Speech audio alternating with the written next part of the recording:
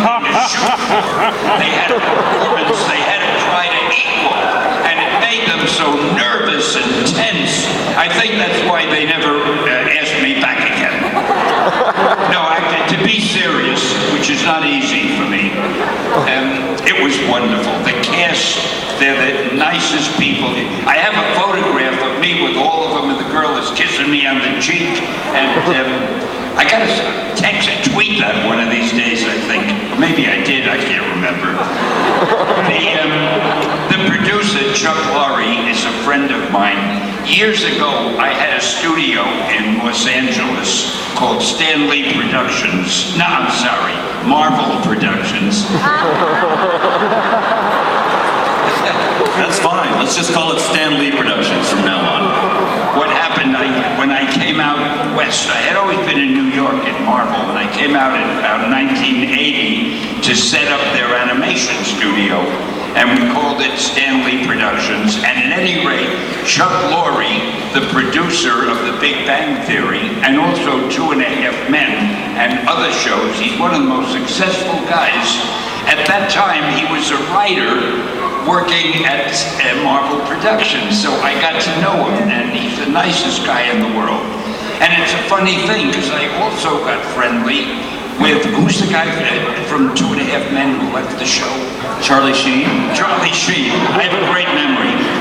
And I also have gotten friendly with Charlie Sheen, because we may be doing something together. So here I am, friends with Charlie Sheen and with Chuck Lorre, and they are not friends, and I'm in the middle. So if ever you hear of me being arrested or shot or anything, you know you heard it first here. But to answer your question, I'm only talking a lot because I hear we have like 3/4 of an hour to fill, and I don't know anything. So if I can talk about anything, it'll help a little bit. Anyway. So you hang out with Charlie Sheen? Do I hang out with Charlie Sheen?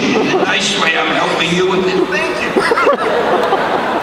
No, I had lunch with him once. He came up to the office a couple times. We were supposed to get together, and I couldn't make it, or he couldn't make it.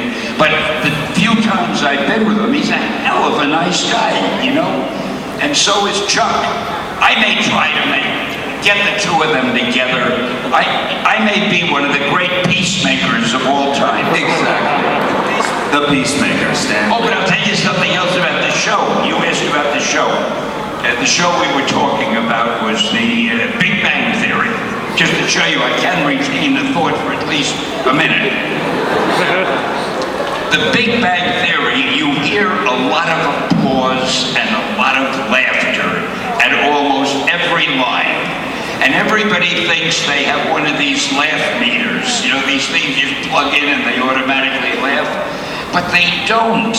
And they don't have a studio audience at the show. The people laughing are the people in the show themselves, the people working, the electricians, the photographers, all the people behind the camera. They're the ones who are always laughing because they really think it's funny. And I was so impressed when I saw that. But this is not a panel about the Big Bang Theory, so I promise not to say any more about it. Thank you. All right, let's take a question from mic number 5, please. Center front. How do you know who mic number 5 is? It says it right there. Oh, this technical age. Okay. Go ahead. Hi, Stan. Stan, after 20 years in the comic business in the early 1960s, you became an overnight success. You created such iconic characters as Fantastic Four, Spider-Man, Thor, Iron Man, Doctor Strange, X-Men, Daredevil, Ant-Man. I say Hulk, and you assembled the Avengers. And Sergeant Fury. And Sergeant Fury. Houses 11 of the most popular, well-known, loved characters in popular culture. I like this guy, whoever he is. And I was just wondering, those 3 years, 61, 62, 63, those 11 characters we just talked about, I'd like to know what those years were like. When it was happening, was it like just something, did you know something amazing and incredible was happening, or was it just like hit the deadlines, get the job done, or did you realize what was really, did you see, get a feel of what was happening there? phenomenon. Well, I never knew that it would lead to an exciting moment like this in Calgary. All that happened, really, I was writing these things and I was hoping the books would sell so I'd keep my job and be able to pay the rent. I don't think any of us ever felt we were onto something that would turn into what it turned into. It happened gradually. You know, DC Comics was the big company, and they were always outselling us.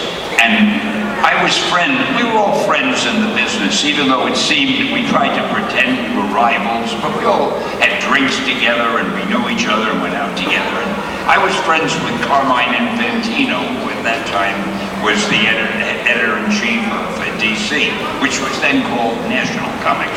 So anyway, all that we were trying to do was get books that would sell as well as DC's, so that would mean we were successful, we wouldn't worry about going out of business.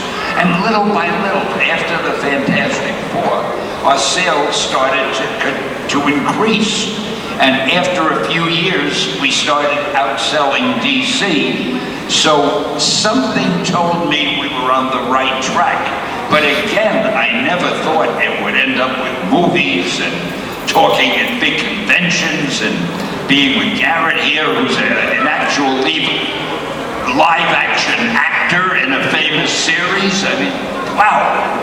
Thank you. That's so kind of you. I have a question. Now, when you did develop Fantastic Four, any of these other characters, was there a period of time where you had to go through a drawing board process where you were saying, well, should it be the Fantastic Seven? No.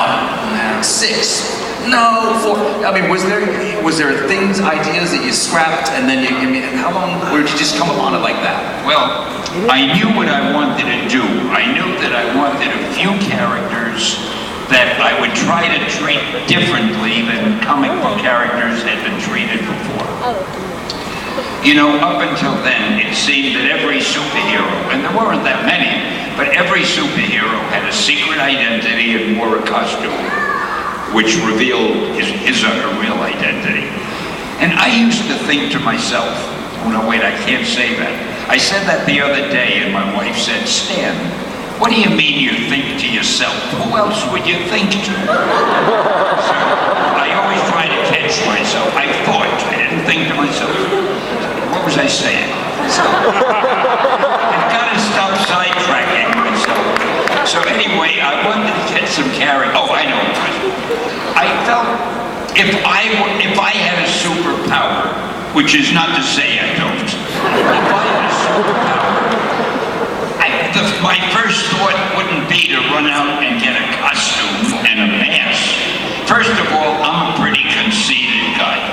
If I had a superpower, I'd want everybody to know, look at me, I can do what you can't do. Ha ha.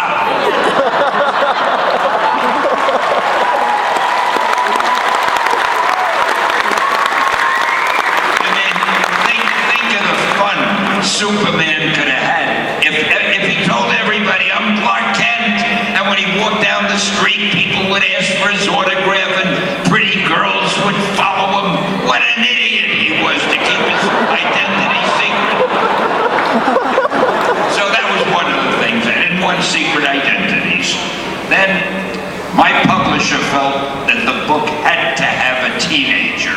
See, these people feel if you're catering to a certain audience, you have to have a character who represents that audience. Just like a lot of kids read Frankenstein and Dracula, that's why there were so many teenagers in those stories. I mean, it's the dumbest thing in the world, but the publishers felt that way. So I had to have a teenager, but I didn't want to make him a token boy wonder or something. I figured I'd make him a real kid who didn't particularly, that was the Human Torch, Johnny Storm, for those of you who haven't been following. I figured that I'd make him a kid who really would rather drive his Chevy Corvette than go chasing villains. And he wasn't just some kid who hung around, but he was the younger brother of the heroine.